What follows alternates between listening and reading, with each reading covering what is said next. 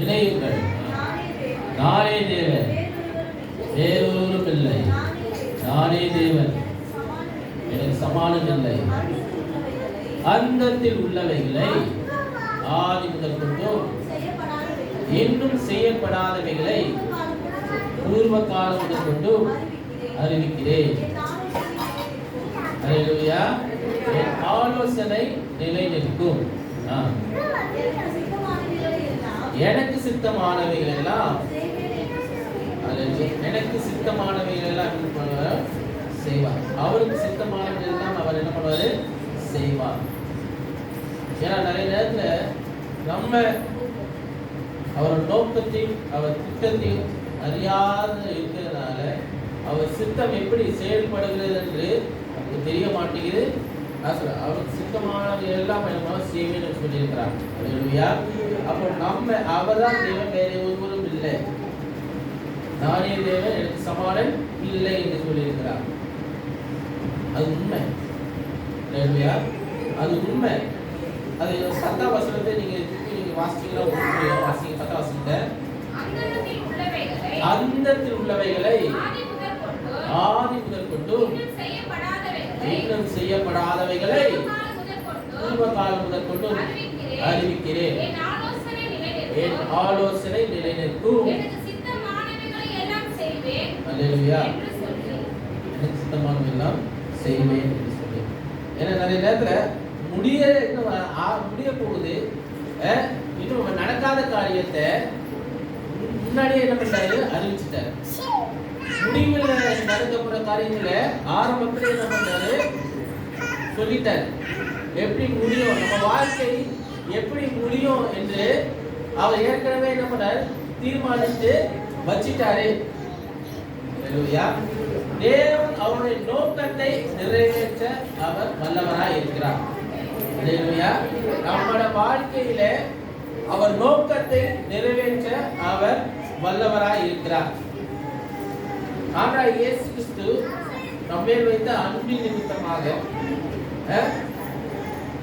அவர் நம்மை மேல் அன்பின் நிமித்தமாக தண்ணியை என்ன பண்ணார்? பலியாக கொடுத்தார் இல்லையா? தண்ணியை அவர் நம்ம பலியாக கொடுத்தா, நம்மளை வேறு பிரித்து எடுத்தா, நம்ம அவர் பிள்ளையா மாற்றினாரு. அது மாத்திரமல்ல, அவர் சித்தத்தை நம் வாழ்க்கையிலே அவர் நிறைவேற்ற அவர் வாஞ்சியோட இருந்தார். ஆனா நம்ம சில நேரத்துல என்ன பண்றோம்? நம்முடைய தனிப்பட்ட காரியங்கள், நம்முடைய என்ன சொல்றது, சின்ன சின்ன விருப்பங்கள், விருப்பு காரியங்கள் எல்லாம் அது என்ன ஆகுது? ஆண்டின் சித்தத்தை நம் வாழ்க்கையை நிறைவேற்ற முடியாமல் தடை செய்து கொண்டே இருக்கிறது. யோவான் 3:14 ஒரே பேரான குமாரனை விசுவாசிக்கிறவர்களோ அவர் கெட்டு போகாமல் நித்திய ஜீவனை அடைபடிக்கு அவரை தந்தருளி இவ்வளவாய் உலகத்தில் அன்பு கூர்ந்தார்.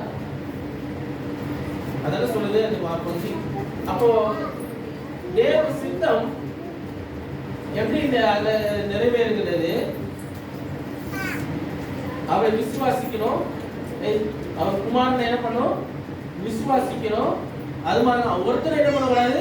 கெட்டு போக கூடாது. அவர் சித்தம் என்னது? ஒருவரும் கெட்டு போகாதபடி எல்லாரும் நித்திய ஜீவன் அடையணும். முதல்ல இருந்தது ஒருத்தரும் கெட்டு போக கூடாது. இன்னும் ரெண்டாவது என்னது? எல்லாரும் நித்திய ஜீவனை அடையணும். அதுக்காக தான் தன்னுடைய பிள்ளை என்ன பண்ண தந்து இருக்கிறார். உலகத்தில் அன்பு கொண்டார். அந்த அன்பு இந்த ரெண்டு சித்தத்திற்கு இணையாக தான் நம்ம செயல்பட்டுகிறது. நம்ம கெட்டு போக கூடாது. நம்ம என்ன எந்த விதத்திலே நம்ம கெட்டு போக கூடாது. நம்ம வாழ்க்கை கெட்டு போக கூடாது. நம்ம எதிர்காலம் கெட்டு போக கூடாது. அதுக்காக தன்னுடைய பிள்ளையை பாராமல் இந்த உலகத்துல என்ன கொடுத்தார்? உலகத்துக்காக கொடுத்தார், உங்களுக்காக எனக்காக நம்ம கொடுத்தார். ரெண்டாவது மெயின் காரியம் நம்ம எல்லாரும் பரலோகம் அடையணும், நித்திய ஜீவனை அடையணும். அது ரெண்டுக்காக தான் நம்ம பிரயாசப்படணும். ரட்சிக்கப்பட்ட ஒவ்வொருத்தரும், ஆண்டவராகிய இயேசு கிறிஸ்துவை விசுவாசிக்கிற ஒவ்வொருத்தரும் இந்த ரெண்டு காரியம் நம்ம வாழ்க்கையில நடக்கணும். நிறைய பேர் ரட்சிக்கப்பட்டுட்டேன்னு சொல்லிட்டு ஆண்டுக்குள்ளால இருந்துட்டு வாழ்க்கையை தொலைத்தவங்க நிறைய பேர் இருக்கிறாங்க. நாங்க வெளியேற்றவங்க சொல்ல, கிறிஸ்தவங்களை சொல்றேன். வார்த்தை கேட்பாங்க, ஆனா ஏற்றுக்கொண்டு அதை தன்னை மாற்றிக்கொள்ள மனம் இல்லாமல் வாழ்க்கையில கிரியை செய்ய மாட்டேங்குது. நிறைய பேர் முழுமையை ஏற்றுக்கொள்ள முடியல வார்த்தைய. வாழ்க்கையை தொலைத்தவர்கள் எத்தனையோ பேர் இருக்கிறாங்க. திரும்பி அடுத்தது என்ன பண்ணலாம்னு தெரியாத நிலைமைக்கு போய் முடிஞ்ச வாழ்க்கையில நிறைய பேர் இருந்தது. ஆண்டு சித்தம் அது கிடையாது. உங்கள் வாழ்க்கை கெட்டு போறது ஆண்டு சித்தம் இல்லை. நீங்க கெட்டு போக கூடாது. உங்கள் எதிர்காலம் ஒன்றுமில்லாமல் போக கூடாது. அது அவருடைய சித்தம் அல்ல. உங்களை மேன்மையா வைப்பேன் ஆண்டு சொல்லி இருக்கிறார். ரொம்ப உயரத்துல இருந்து செங்க பார்க்க பார்த்தோம். அது யார் வைத்தது? அவர் தான். உங்கள் தலை நிமிர செய்கிற தேவன் அவர். அவர்கிட்ட நம்ம உண்மையா இருக்கும் போது, அவரை அன்பு கூறும்போது, அவரை நேசிக்கும் போது, அவரை சார்ந்து இருக்கும் போது, சகலமும் நன்மைக்கு ஏதுவாய் ஆண்டவர் என்ன பண்ணுகிறார்? செய்கிறார். அவர் சித்தம் உள்ளவராக இருக்கிறார். அல்லேலூயா. நம் வாழ்க்கையில அவர் நன்மை செய்வது அவர் சித்தமா இருக்குது. அல்லேலூயா. உங்க வாழ்க்கையில நன்மை செய்வது அவர் சித்தமா இருக்கு. என்ன பிரச்சனை இருந்தாலும் சரி, என்ன காரியங்கள் உங்களை சூழ்ந்து கொண்டாலும் சரி, வேற்றுமை, பிரிவினை, கோபம், ஊர்வம், அதெல்லாம் என்ன ஆகுது? நம்மளே நம்ம என்ன பண்ண விழுங்கிடுது. சபைக்குள்ளார வந்துட்டா நீ வேற இல்லை, நான் வேறு இல்லை. அப்படிதான் ஒரு மைண்ட் செட்டோட தான் வரணும் சபைக்கு. அவங்க எப்பேற்பட்ட பாவியா இருந்தாலும் சரி, வெளியில என்ன காரியம் செஞ்சாலும் சரி, இங்க உள்ள வந்துட்டானா சபையின் என்கிற ஒரு கூடாரத்துக்குள்ளாலே, ஆண்களுடைய கூடாரத்துக்குள்ளாலே வந்துட்டானா அவனை பார்க்க கூடாது. அவன் எப்பேற்பட்ட பாவியா இருந்தாலும் சரி, வரும்போது அதை என்ன பண்ணலாம்? நீங்க அவனுக்கு பாவி அவனுக்காக என்ன பண்ணலாம்? ஜெபிக்கலாம். அவன் மனம் மாறலாம். நம்ம சொல்லலாம், செய்யாதப்பா, பண்ணாதப்பா, ஏதாவது தப்பு பார்த்து நம்ம என்ன பண்ணலாம்? சொல்லி கொடுக்கலாம். சொல்லி கேட்கலையா ஆண்டை பார்த்து என்ன பண்ணலாம்? உங்களுக்கு அவனுக்காக என்ன பண்ணலாம்? ஜெபிக்க ஆரம்பிக்கலாம். சத்துவை என்ன பண்ண? ஸ்நேகிங்க தான் சொல்லப்படுது இல்லையா? சத்துவை என்ன ஒதுக்காதீங்க சொல்லல. உன்னை சபிக்கிறவர்களே என்ன பண்ணுங்க? ஆசீர்வதிங்க தான் சொல்லப்படுது. நன்மை செய், பலனை எதிர்பார்க்க கூடாது. உலகத்தானே தான் சொல்றேன். நன்மை செஞ்சு என்ன பண்ண? பலனை எதிர்பார்க்க கூடாது.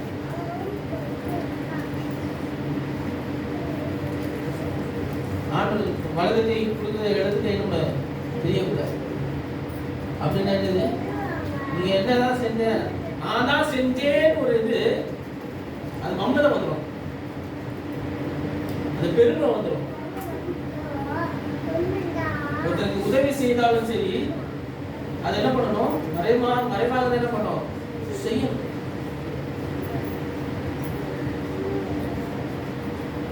சில பேர் நான் தான் செய்யறேன்னு ஆட்டு மொழியாக செய்வாங்க. அது கிடையாது. அதுல ஒரு ஆசீர்வாதம், ஒரு நன்மையும் வராது, ஒரு ஆசீர்வாதமும் வராது. உங்களுக்கு உங்க வாழ்க்கையில நன்மை வர வேண்டும் என்று சொன்னா, நீங்கள் யாரை சார்ந்து இருக்கணும்? அவரை சார்ந்து இருக்கணும். அவர் மேல அன்பு கூர்ந்தவர்களா இருக்க வேண்டும். அவர் மேல அன்பு கூர்ந்தவர்களா இருக்க வேண்டும். இரண்டாவது காரியம் என்ன பண்ணுது? நித்திய ஜீவனை அடையணும். எல்லாருடைய கோல் அங்கதான் இருக்கணும். கரெக்டா? எல்லாருக்கும் பரலோகம் போகணும்.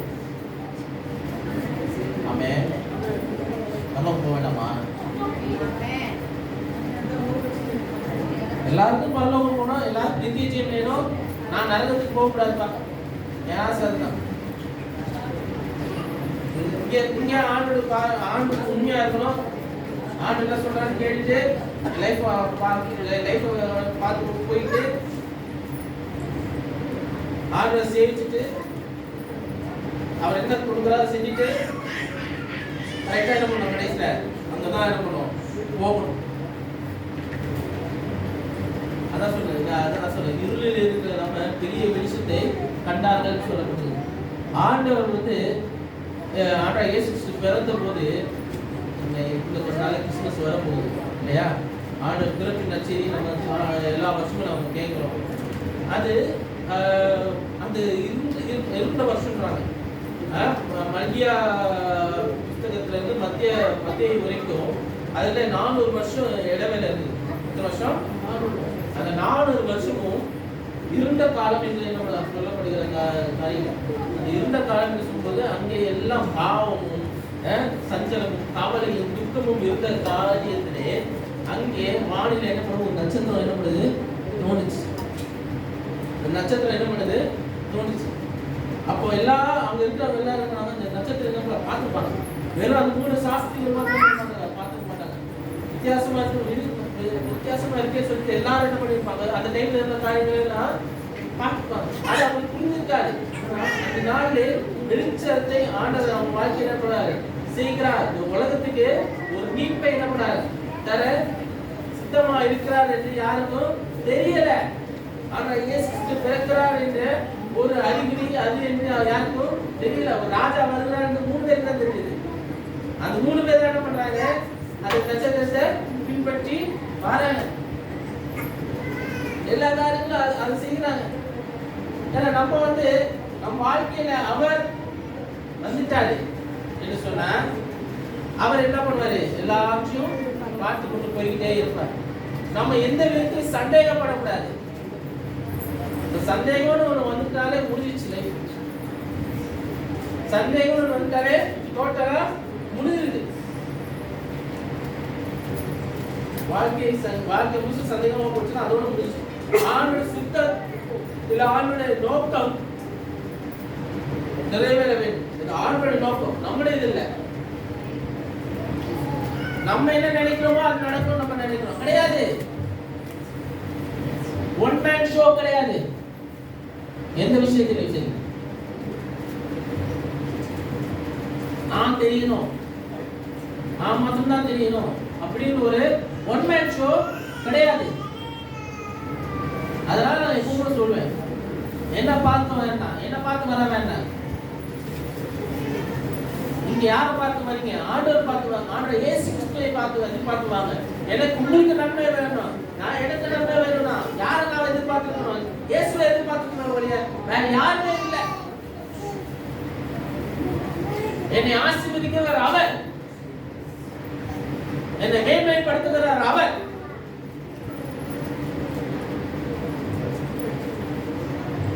நான் உங்களுக்கு கிடையாது. நான் வெளிப்படையா நான் சொல்லுவேன்,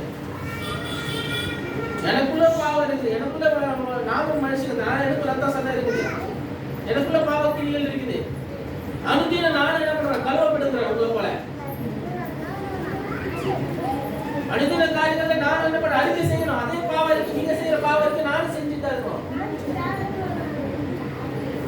பண்றீங்களா பாவ அறிக்கை அனுதினம்? நீங்க என்ன பண்றீங்களோ அதுதான் நானும் பண்றேன். நான் எனக்கு பெரிய இதெல்லாம் கிடையாது. வார்த்தையை நான் எடுத்து சொல்லுகிறேன் உங்களுக்கு. அதை கேட்டு நன்மை பெறுகிறதும் நன்மை பெறாததும் யாருக்கு தெரியுது? உங்களுக்கு இருக்குது. நன்மை வந்துதான் ஆண்டு சமூகத்தோட சாட்சி சொல்லுங்க. ஆண்டு மேம்படுத்திருக்கிறார். எல்லாருக்கும் முன்பாக வந்து நில்லுங்க, சாட்சி சொல்லுங்க.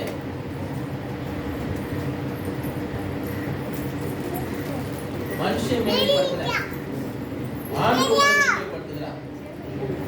மனுஷன் ஒண்ணும் இல்லாம போகும். ப்ரொமோஷன் கம்பெனில வேலை பார்க்குறீங்க, ஒருத்தர் ப்ரொமோஷன் வருது. இது அது ப்ரொமோஷனுக்காக எவ்வளவு நம்ம போராடுறோம். ஒரு ப்ரொமோஷன் வருதுனாலே அதுக்காக என்ன பண்ணுவோம், இன்னும் அதிகமா வேலை என்ன பண்ணுவோம், செய்வோம். அதிக நேரம் எடுத்து என்ன பண்ணுவோம், செய்வோம். அந்த டைம் மாத்திரம் என்ன பண்ணுவோம், நல்லா இருக்கும். ஆனா அந்த வேலைக்கு ஏற்றபடி என்ன பண்ணுவோம், ப்ரெஷர் அதிகமா இருக்கும்.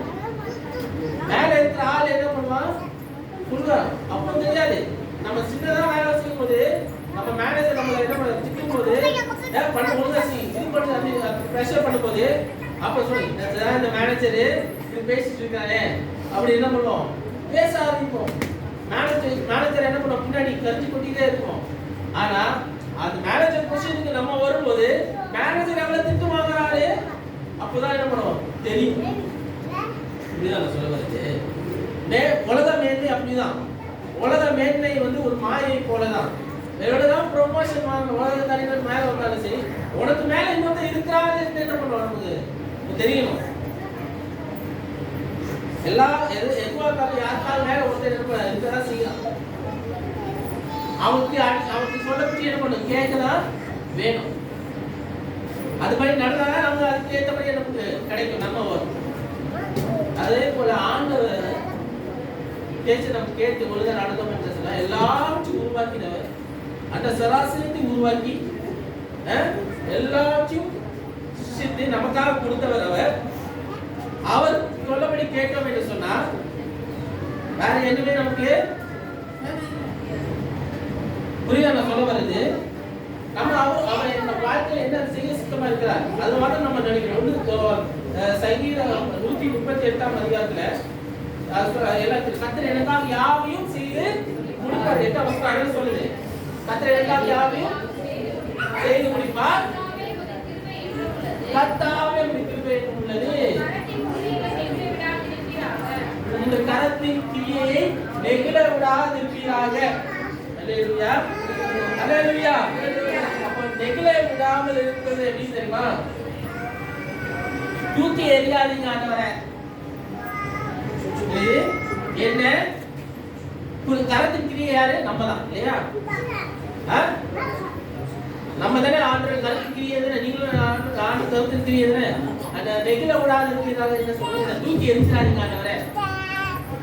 எனக்கு சைடுல காஸ்ட் அவுட், ஆங்கிலத்துல காஸ்ட் ஆஃப் அப்படின்னு வருது. ஆங்கிலத்துல காஸ்ட் அவே அப்படின்னு சொல்லுது. அப்போ என்ன என்ன பண்ணாதீங்க, தூக்கி எரிஞ்சாதீங்க, என்ன ஓர கட்டிடாதீங்க ஆண்டவரே. மனுஷன் என்ன கீழே தள்ளதுக்கு எவ்வளவு வேணா பண்ணலாம், ஆனா நீங்க என்ன எதுவும் பண்ண மாட்டீங்க எனக்கு தெரியும். என்ன விட்டுறாதீங்க. அதுதான் இங்க சொல்ற சங்கீதக்காரன். எனக்காக எல்லாத்தையும் செய்து முடிக்கிற தேவன் என்னோட எப்பொழுது நீ இருக்கிற எனக்கு தெரியும். நீங்க மாத்திரம் தள்ளி விட்டுட்டீங்கன்னா மனுஷன் எல்லாம் நம்ம மனுஷன்லாம் தள்ளி விடுறான், மனுஷன் எல்லாம் ஒதுக்கி விடுறான், மனுஷன் எல்லாம் காலை விட்டு மிதிக்கிறான். ஆனா நீங்க என்ன பண்ணீங்க, தூக்கி எரிச்சிடாதீங்க ஆண்டவரே. அவரோட எரிய மாட்டார், அரவணைக்கிற தேவன். அல்லேலூயா. கர்த்தர் எனக்காக யாவும் செய்து முடிப்பார். அடுத்த அதிகாரம் 139:16 கர்த்தர் என் கிருபை என் கருவை கண்கள் என்ன பண்ணுது, கண்டது. என் கருவை கண்கள் என்ன பண்ணுது, கண்டது என்று சொல்லப்பட்டிருக்குது. எல்லாவற்றையும் அவருடைய மகிமைக்காக, எல்லாவற்றையும் அவருடைய மகிமைக்காக செய்கிறவர்களா இருக்கிறேன். நாம செய்யறது என்னது, அவர் மகிமைக்காக. ஏன்னா என் கருவை அவர் கருத்துல என்ன பண்ணுது, கண்டது சொன்னா என் தாயின் வயிற்றுல இருக்கும் போதே அவர் என்ன பண்ண பார்த்திருக்கிறார், தெரிந்து கொண்ட வேர் பிரித்தார். அப்ப அப்படி இருக்கும்போது என் லைஃப் எப்படி போகும் அவருக்கு நல்லா தெரியும்.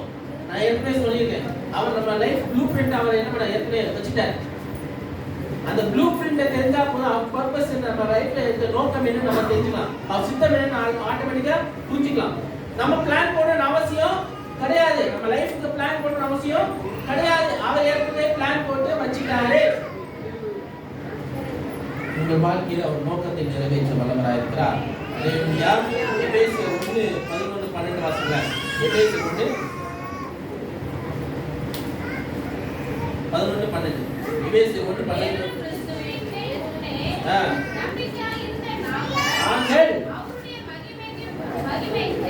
மகிமை புகழ்ச்சியாக இருக்கும்படிக்கு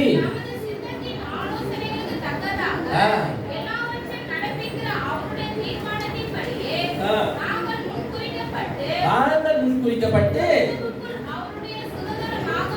கிறிஸ்துவுக்குள் அவருடைய சுதந்திரமாகும்படி தெரிந்து கொள்ளப்பட்டோம். அல்லேலூயா. அவர் சுதந்திரமாகும்படி என்ன பண்ணோம், தெரிந்து கொள்ளப்பட்டோம். அவருடைய மகிமைக்கு புகழ்ச்சியாக, அவருடைய மகிமைக்கு புகழ்ச்சியாக, அது மாத்திரமல்ல சுதந்திரராக என்ன பண்ணோம், தெரிந்து கொள்ளப்பட்டோம். வேர் பிரிக்கிறது ஒரு பக்கம், சுதந்திரராக சன்ஷிப், கிங்ஷிப் அப்படின்றாங்க ஆங்கிலத்துல. ஒரு சுதந்திரம் எப்படி சொல்லுமா, என் பிள்ளைக்கு என்னோட சுதந்திரம் எல்லாம், என்னோட ஆஸ்தி, என்னோட எல்லாம் என்னது என் பிள்ளைக்கு போய் சேரும். அதான் சுதந்திரம். தகப்பனுக்குரிய எல்லாம் மகனுக்குரியதா இல்ல மகனுக்குரியதா இருக்கிறது, அதுதான் உண்மையான சுதந்திரம். என் பரம தகப்பனுக்கு என்ன இருக்குதோ அதெல்லாம் எனக்குரியதா இருக்கு. கடவுள் எனக்கு என்ன அவர்கிட்ட என்ன இருக்குதோ அதெல்லாம் யாருக்குரியது? உங்களுக்குரியதுன்ற. அவரை நம்புகிற ஒவ்வொருத்தருக்குரியது. உங்களை கைவிட மாட்டார். அல்லேலூயா. உங்களை முன்குறித்திருக்கிறார், வேர் பிரித்திருக்கிறார். உங்களை கைவிட மாட்டார். அல்லேலூயா. எல்லாம் அவருடைய மகிமைக்கு புகழ்ச்சியாக தான் என்ன பண்ணுவார்? செய்வார். சகலமும் சொல்லுங்க, சகலமும் அவருடைய மகிமைக்கு புகழ்ச்சியாக செய்ய வல்லவராய் இருக்கிறார். வாயினால் அறிக்கை செய்யுங்க, நல்லது. வாயினால் அறிக்கை செய்யறது நல்லது. வாயை தர அதுல நினைப்பேன் நம்ம வாய் அமைதியாவே வாழ்க்கை ஓடிட்டு இருந்தோம்னு சொல்லுங்க, அப்படி அமைதியாவே போயிடுவோம். எதுவுமே லைஃப்ல நம்ம 10 நம்ம இத்தனை வருஷம் வாங்கிட்டோம், உலகத்துல இத்தனை வருஷம் வாங்கிருக்கோம். லைஃப்ல என்ன சாதித்தோம் என்று ஒரு எண்ணம் இருக்குதா? ஆர்டர் தான் இதெல்லாம் செஞ்சேன், நான் முன்னாடி வந்து எல்லா காரியமும் செய்யறேன், எல்லாம் பண்ணேன் சொல்ல முடியுமா? அதனால எனக்கு நன்மை செய்தார் ஆண்டவர், என்னை உயர்த்தினார் ஆண்டவர். கான்ஃபிடண்டா சொல்லணும், கான்ஃபிடண்டா முன்னாடி வந்து நிக்கணும். அமைதியா நம்ம என்ன பண்ண கூடாது, முன்னாடி போயிட்டு நிக்க கூடாது. அந்த மறைவு என்ன சொல்றாங்க, ஆண்டவர் மறைவிடத்துல இருக்குது ஒரு பக்கம், மறைமுகமா தலைமறைவா இருக்குது இன்னொரு பக்கம். புரியுதா சொல்ல வருது? நம்ம என்னதான் ஆண்டுக்குள்ள வந்தாலும் இருள வாழ்கிறோம் நிறைய பேர். அதனால என்ன பண்ண மாட்டேங்கிறோம், வெளியே தெரிய மாட்டேங்கிறோம். ஏன்னா உலகம் வந்து என்ன பண்ணுது, சூழ்ந்து இருக்குது, நம்ம கீழே இருந்து தள்ள பார்க்குது. அதை விட்டு உதவி வெளியே வரும்போது கான்ஃபிடென்ட் வேணும். முதல்ல கான்ஃபிடென்ட்டோட நிக்கணும். லைஃப்ல சாதிக்கணும்னா என்ன பண்ணணும், கான்ஃபிடென்ட் முதல்ல தேவை. கரெக்டா இல்லையா? எல்லா துறையிலும் உங்க கான்ஃபிடன்ஸா பார்ப்பாங்க, நீங்க எப்படி பேசுறீங்கன்னு பார்ப்பாங்க. இன்டர்வியூ போனா என்ன பண்ணுவாங்க, உங்க பேச்சு திறமை எப்படி இருக்குது, எப்படி மக்கள்கிட்ட பேசுறீங்க, எப்படி எல்லாம் செய்றீங்க. அமைதியா இன்டர்வியூ எடுக்கிற அமைதியா அப்படி கேட்குறீங்க சார், சார் அப்படியே தமிழ்தா உலகத்தை பத்தி எதுவுமே தெரியாது போல சொல்லுவாங்க. எது போப்பாவிங்க வேலை எனக்கு தெரியாது பாவிங்க. ஒரு வேலைக்கு ஒரு துறையில நீங்க நிக்கணும்னா அது குறித்த காரியங்கள்ல நீங்க கான்ஃபிடென்ட்டா என்ன பண்ணணும் இருந்தா மாத்திரம் தான் அதுல ஃப்ளரிஷ் பண்ண முடியும், அதுல செழிக்க முடியும், அதுல டாப் பொசிஷன் வர முடியும். கான்ஃபிடென்ட் இல்லாம எல்லா இடத்துலயும் சந்தேகத்தோடு பயத்தோடு பேசலாமா வேண்டாமா, பேசினா கரெக்டா இருக்குமா இல்லாம அப்படியே அப்படியே அமைதியாவே வாழ்க்கை ஓட்டிட்டு நிறைய காரியத்தை நிறைய வர ஆசீர்வாதத்தை இழந்து போறவங்க எத்தனையோ பேர் இருக்கிறாங்க. அப்புறம் பின்னாடி யோசிக்குது, நான் பேசியிருக்கலாமோ, நான் செஞ்சிருக்கலாமோ, அப்படி பின்னாடி போயிட்டு யோசிச்சு ஒரு பிரயோஜனமும் இல்லை. சமயம் வாய்க்காத்தாலும் திருவசனத்தை என்ன பண்ணும் பேசுறோம், பயன்படுத்தணும் உங்க வாழ்க்கையில. அதை இத்தனை வருஷமா நீங்க வார்த்தை நீங்க கேட்டுட்டு இருக்கீங்க, எங்க அப்பா கிட்ட இருந்து கேட்டுருக்கீங்க, அம்மா கிட்ட இருந்து கேட்டுருக்கீங்க, பேங்கிட்ட இருந்து கேட்டுட்டு இருக்கீங்க. 8 வருஷமா 8 வருஷமா நீங்க கேட்டுட்டு இருக்கீங்க. இந்த வர வருஷம் தான் 9 வருஷம் ஆகுது நான் ஊழியத்துல வந்து. இத்தனை வருஷமா நீங்க கேட்டுட்டு இருக்கீங்க. அதை எடுத்து பயன்படுத்துறீங்களா? அதுதான் மெயினான ஒரு விஷயம். நீங்க எல்லாரும் எடுத்து பயன்படுத்தணும். உங்களை எல்லாரும் ஒரு இவாஞ்சலிஸ்டா நான் பார்க்கணும், உங்க எல்லாரும் ஒரு மிஷனரியா நான் பார்க்கணும். ஆண்டவரை அப்படி எடுத்து பயன்படுத்தணும். ஒரு நாள் நான் நீங்க போனாதான் வெளியே போனாதான் மற்றவங்க வெளியே இருந்ததெல்லாம் வருவாங்க. உங்க பாக்ஸ் விட்டு நீங்க வெளியே வாங்க. நீங்க உங்களுக்கு ஒரு பெட்டி நீங்க கட்டி அதுக்குள்ள வேலை பண்ணுவீங்க, உட்கார்ந்து இருக்கீங்க. ஒண்ணு கொஞ்சம் 10ஆம் அதிகாரம் 31 எதை செஞ்சாலும்ன்றது ஆண்டவர்கிட்ட எது செஞ்சாலும் தேவனுடைய மகிமைக்கு என்ன பண்ணலாம் செய்யணும். வாசிங்க. புசித்தாலும் குடித்தாலும் எதை செய்தாலும் எல்லாவற்றையும் தேவனுடைய மகிமைக்கு என்று செய்யுங்க. நமக்காக செய்ய வேண்டாம், ஆண்டவர் மகிமைக்கு என்று என்ன பண்ணுமா செய்யணுமா. எதை செஞ்சாலும் சொல்லுங்க, எதை செய்தாலும் எதை செய்தாலும் எதை செய்தாலும் தேவனுடைய மகிமைக்கு என்று செய்வேன். வாயத்தை சொல்லுவதெல்லாம் அறிக்கை எழுதுறது நல்லது. வாயில வந்து பேசுங்க, பேச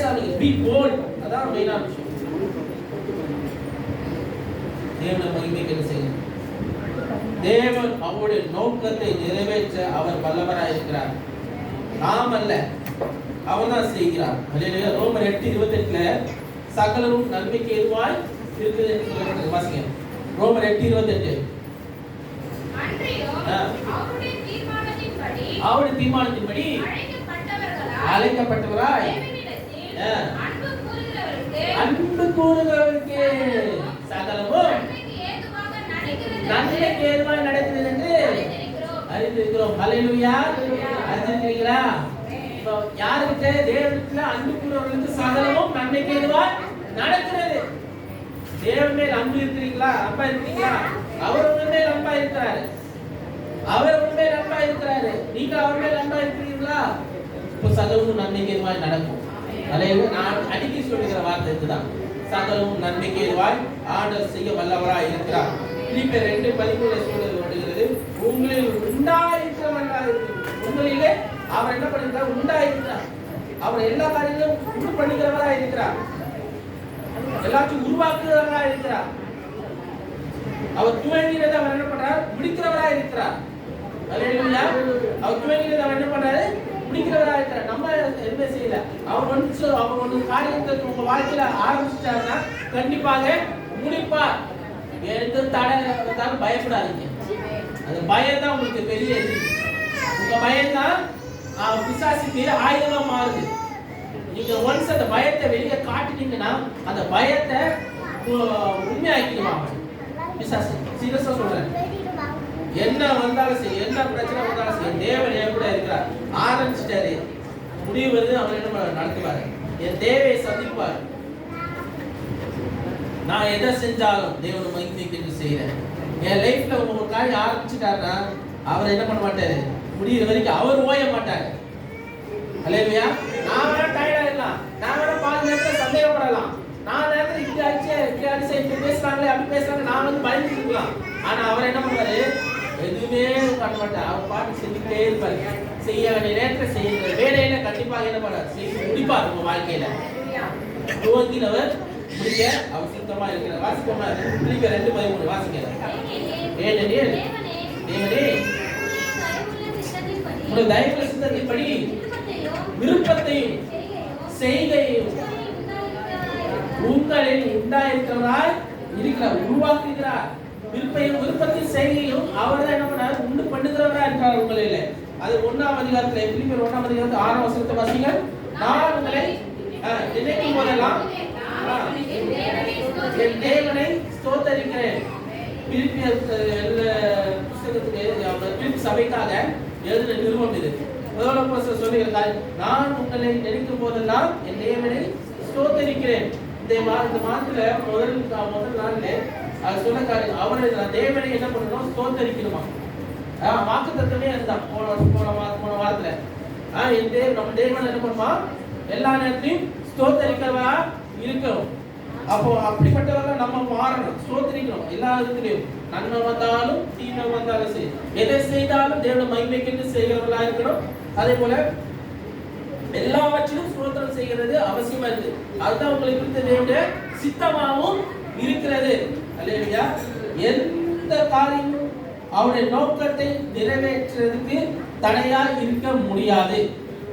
தேவன் உங்க வாழ்க்கையில அவர் நோக்கத்தை நிறைவேற்றுறதுக்கு எதுவும் நிறைவேற்றி முடிக்கிறதுக்கு எதுவுமே அது தடையா வராது. தடை பண்ண முடியாது, நிறுத்தவும் முடியாது. அல்லேலூயா. எந்த மனுஷனால நிறுத்த முடியாது, பிசாசால கூட நிறுத்த முடியாது. தேவனுடைய நோக்கத்தை பிசாசால கூட நிறுத்த முடியாது. ஒன்ஸ் ஆரம்பிச்சா முடிவு வரைக்கும் என்ன பண்ணாரு? நடத்திக்கிட்டே இருப்பார். யோபு 42ஆம் அதிகாரம் தேவரீர் சகலத்தையும் செய்ய வல்லவர், நீ செய்ய நினைத்தது தடைபடாது என்பதை அறிந்திருக்கிறேன். அல்லேலூயா. சகலத்தையும் செய்ய நீங்க செய்ய நினைத்தது தடைபடாது. சூப்பரான வார்த்தை. சகலத்தையும் செய்ய வல்லவர்.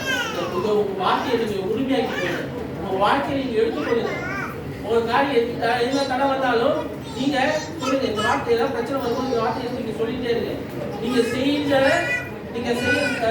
சகலத்தையும் செய்ய வல்லவரா இருக்கிறீர். தேவரீர் நீ சகலத்தை செய்ய வல்லவரா இருக்கிறீர். நீங்க நினைத்தது தடைபடவே படாது. என் லைஃப்ல நான் அதை அறிஞ்சிருக்கிறேன்.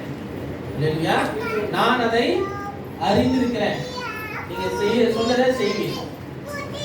நான் சொன்னேன் அதை நிறைவேற்றேன்னு சொல்லியிருக்கேன். ஏசாயா 49 46 19 வசனம் வாசிச்சோம்ல ஆரம்பத்துல. நான் சொன்னதை என்ன பண்ணுவேன்? செய்வேன். சொன்னேன் அதை என்ன பண்ணுவேன்? நிறைவேற்றுறேன்ற. அப்போ அவர் என்ன சொல்றாரு அதான் என்ன பண்ணுவார்? செய்வார். வாக்கு பண்ணினவர் மாற மாட்டார். அல்லேலூயா. அவர் வாக்கு பண்ணினார். அவர் உண்மையான தேவனா இருக்கிறார். அல்லேலூயா. அது நிறைவேற்றுகிற வரைக்கும், அந்த வாக்குறுதியை நிறைவேற்றுகிற வரைக்கும் அவர் உண்மை உள்ளவராக இருக்கிறார். அவர் வாக்கு பண்ணிட்டார்னா அந்த வாக்கு தத்தத்தை நிறைவேற்றுகிற வரைக்கும் அவர் என்ன பண்றாரு? உண்மை உள்ளவரா இருக்கிறார். அவர் பொய் உரையாத தேவன். ரோமர் 8ஆம் அதிகாரத்துல 38 39 வாசிச்சீங்கன்னா அது உங்களுக்கு நல்லா தெளிவா புரியும். என்ன பிரச்சனை வந்தாலும் சரி அவர் நம்மோடு இருக்கிறாரு புரியும். 8:38 30 கடைசி ரெண்டு வசனம். ஜீவனானாலும்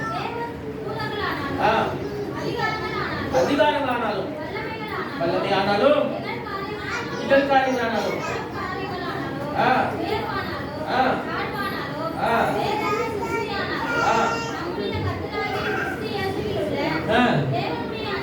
தேவன் அண்டை விட்டு பிரிக்க மாட்டான் என்று நிச்சயித்திருக்கிறேன். அல்லேலூயா.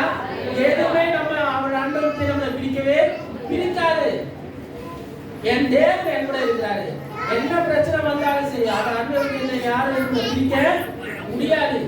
அவன் என்ன வந்து நின்றாலும் சரி, அவன் தேவதூதன் வந்து கூட நின்றாலும் சரி, அவன் கூட அவன் விட்டு பிரிக்கவே முடியாது. நான் அவன்கிட்ட உறுதியா இருந்தேன்னா அவன் என்ன விடவே மாட்டார். ஒன்ஸ் கையை பிடிச்சிட்டாருன்னா கையை விடவே மாட்டார். முடிவு வரைந்து நடத்துவார். அல்லேலூயா. சங்கீதம் 105 கர்த்தர் நல்லவர், அவருடைய கிருபை என்றும் உள்ளது என்று சொல்றார். அவருடைய உண்மை தலைமையாக உள்ளதுன்னு சொல்றார். அல்லேலூயா. கர்த்தர் நல்லவர், அவருடைய கிருபை என்றென்றைக்கும் உள்ளது. என்றென்றைக்கும் அவருடைய உண்மை தலைமுறைக்கும் உள்ளது. அப்போ உண்மை உள்ளவர் உங்களுக்கு மாத்திரம் இல்ல, உங்க தலைமுறைக்கும், உங்க தலைமுறையாக பிள்ளைகளுக்கும் அவர் உண்மை உள்ளவராக இருக்கிறார். உங்களுக்கு மாத்திரம் கிடையாது, உங்கள் தலைமுறைக்கும் அவர் என்ன பண்றாரு? உண்மை உள்ளவரா இருக்கிறார். சங்கீதம் 94:14 கர்த்தர் தம்முடைய ஜனத்தை நெகிழ விடாமலும் தம்முடைய சுதந்திரத்தை கைவிடாமலும் இருப்பார். அல்லேலூயா. சுதந்திரம் என்று சொல்லும்போது நாம் அவருடைய உரிமையாளர். நாம் அவருடைய உரிமையாளர். அவருக்கு என்னென்ன கொடுமோ அது நம்முடையதான் இருக்குது. நம்ம சுதந்திரரா இருக்கிறோம். நம்மள என்ன பண்ண மாட்டாரா? கைவிடவே மாட்டார். அங்கேயும் அதை நெகிழ விடாமலும் இருக்கு. தூக்கி எரிய மாட்டார். கர்த்தர் தம்முடைய ஜனத்தை தூக்கி எறிய மாட்டார். அப்படி வாசித்தா நல்லா இருக்கும். நெகிழ விடாமலும் அது புரிய மாட்டேங்குது. அது லோக்கா பண்ண வச்சு கர்த்தர் தம்முடைய ஜனத்தை தூக்கி எறிய மாட்டார். நம்ம அவருடைய ஜனத்தை நம்ம தூக்கி எறிய மாட்டார். தம்முடைய சுதந்திரத்தை கைவிடாமலும் இருப்பார். நம்முடைய பிள்ளைகளான சுதந்திரமாமே தேவனுடைய பிள்ளையும் ரோமர் 8:14-15 அதான் சொல்லுது. கிறிஸ்துவின் உடன் சுதந்திரமாமே சொல்லப்படுகிறது. பிள்ளைகளானால் சுதந்திரம் நமக்கு உண்டு. பங்கு, தேவனுடைய பங்கு நமக்கு உண்டு. உங்களுக்கு எனக்கும் எல்லாருக்கும் இருக்க ஒவ்வொருத்தருக்கும் உங்க தேவனுடைய பிள்ளைகளா இருக்கிறீர்கள் என்றால் அவருடைய பங்கு உங்களுக்கு உண்டு. அது வாசித்து முடிப்போமா? அந்தபடியே திரும்பவும் பயப்படுவதற்கு நீங்கள் அடிமைத்தனத்தின் ஆவியை பெறாமல் அப்பா பிதாவே என்று கூப்பிடப்படுகிற ஆவியை பெற்றீர்கள். தேவனுடைய பிள்ளைகளாக இருக்கிறோம் என்று ஆவியான தாமே நம்முடைய ஆவியுடைய சாட்சி கொடுக்கிறார். அல்லேலூயா. பிள்ளைகளானால் சுதந்திரமாமே தேவனுடைய பிள்ளைகளும் கிறிஸ்துவுக்கு உடன் சுதந்திரமாமே. கிறிஸ்துவுடனே நாம் இமைப்படும்படிக்கு அவருடனே கூட பாடுபட்டால் நலமாயிருக்கும். அல்லேலூயா. அவருடனே கூட பாடுபட்டால் நலமாயிருக்கும். இந்த பாடுகள் வந்தாலும் அது என்னது? நம்மோடு பாடுபடுகிறார் அவர். கிறிஸ்துவின் சுதந்திரம் சொல்லும்போது உடல் சுதந்திரம் ஒரு சகோதரத்துவம் அவர் நம்மோடு நம்ம வருகிறது. ஒரு ஆசீர்வாதம். நம்ம கஷ்டப்பட்டு அவர் நம்மோடு சேர்த்து கஷ்டப்படுகிறார். நம்ம கண்ணீர் வடிச்சு நமக்காக கண்ணீர் வடிக்கிற அவர் இருக்கிறார். நம்மை விசாரிக்கிற தேவன் அவர். நம்ம மனசார நம்ம காரியம் கேட்கும்போது அதை கேட்கறது அப்படியே விட்டு விடாமல் அதை கேட்கிற எல்லா காரியம் நமக்கு என்ன கட்டளை எடுக்கிறார். கண்டிப்பாக நிறைவேறும். வாக்கு பண்ணினவர் மாறினார். வாக்குத்தத்தை நிறைவேற்ற அவர் வல்லவராயிருக்கிறார். வாழ்க்கையில எந்த நீங்க ஆண்டு நீங்க பொருத்தம் பண்ணிருக்கலாம். இந்த காரியம் பழமையானவரை, இந்த காரியம் செய்யணுமானவரை, காரியம் நிறைய பொருத்தம் இந்த வருஷம் பொருத்தம் பண்ணிருக்கலாம். இந்த காரியம் பண்றாங்க. வர வருஷத்திலே ஆண்டு எல்லாத்தையும் நிறைவேற்ற அவர் சுத்தமாக இருக்கிறார். அல்லேலூயா. அவர் போடும் அவர் தடிமனை தேற்றும். மரண குலத்தாக்கில் நடந்த புல்லாப்புக்கு பயப்படே. தேவரே நீர் என்னோட கூட இருக்கிறீர். அதுதான் சொல்ற. நான் எந்த பாதையில நடந்தாலும் சரி அவர் என்னோடு இருக்கிறார். என்ன கஷ்டத்தின் மத்தியில போனாலும் சரி அவர் என்னோட இருக்கிறார். என்னை தேய்ச்சுக்கிறவர் என்னோடு இருக்கிறார். அல்லேலூயா. என்னை அரவணைக்கிறவர் என்னோடு இருக்கிறார். நான் எதை குறித்து நாங்கள் கலங்க போறது இல்ல, திகைக்க போறது இல்ல. கர்த்தருக்கு சித்தமானது அவர் கையினால் வாய்க்கும். அல்லேலூயா. அவர் நோக்கத்தை மேலெடுத்த நோக்கத்தை கண்டிப்பாக நிறைவேற்றுவார். அவர் ஆரம்பிச்சாரு, கண்டிப்பாக என்ன பண்ணுவார்? முடிச்சுவார். அல்லேலூயா. முடிவு வரைக்கும் உங்களை நடத்துவார். அல்லேலூயா. நீங்கள் உங்கள் விசுவாசத்தை விடாதீங்க. அவர் மேல இருக்கிற நம்பிக்கை என்ன விடாதீங்க. அது மட்டும் தான் அவர் கேட்கிறார். அவரை நம்ம கைவிட மாட்டாரு. நம்ம அவர் கையை உதறி விட்டு போவாம இருந்தா சரி. அல்லேலூயா.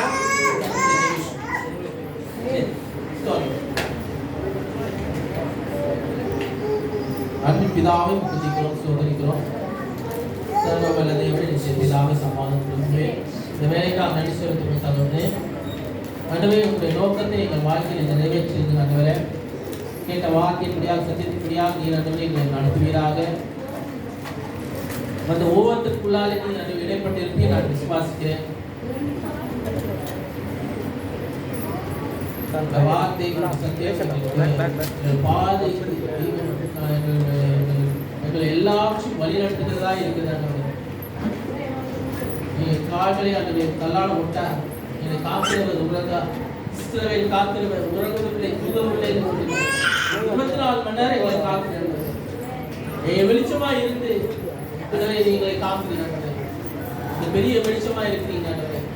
எங்கள் எதிர்காலம் அந்த இருளிலே போகாதபடி, நாங்கள் அப்படியே காணாமல் போகாதபடி இருக்காதபடி நீர் எங்களை வெளிச்சத்துக்குள்ளாய் நடத்தி கொண்டு போங்க.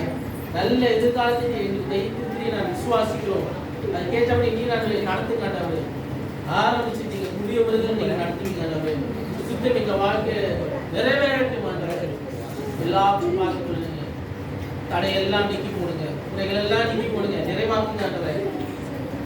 விருப்பமான காரியம் எல்லாம் நிறைவேறட்டும். வாக்கு தத்தங்கள் நிறைவேறட்டும். அது விரதா போகாதபடி எங்கள் ஆத்மாவை நாங்கள் அனுதினம் புதுப்பிக்கும்படியாக நீர் திரும்ப பாராட்டுங்க. நிறைவு பொறுப்பேற்றுக்கொள்ளும் ஆசீர்வதிங்க. இந்த மாதம் முழுவதும் நீர் எங்களை பாதுகாத்துக் கொள்ளுங்க. ஒரு குறையெல்லாம் நடத்துங்க. கடைசி கிறிஸ்துமஸ் காலத்திலே எல்லா தேவைகளையும் சன்னிங்க ஆண்டவரே. எல்லா தேவையும் சன்னிங்க ஆண்டவரே. புதிய வருஷத்துக்குள்ள நாங்கள் பிரவேசிக்கும் போது இப்ப இருந்த மாதிரி இருக்கக்கூடாது. புதிதான நன்மைகள், புதிதான எதிர்பார்த்து காரியங்களை நாங்கள் செய்ய முடியாது. நீர்க்கிறவை பாராட்டுங்க. திருக்கத்தை நாங்கள் ஒப்புக் கொடுக்கிறோம். நீரே பொறுப்பேற்றுக் கொண்டு ஆசீர்வதிங்க. இயேசு கிறிஸ்துவின் நல்ல பிதாவே, ஆமென், ஆமென். நம்ம திருவிருந்தை நம்ம அனுசரிக்க போகிறோம்.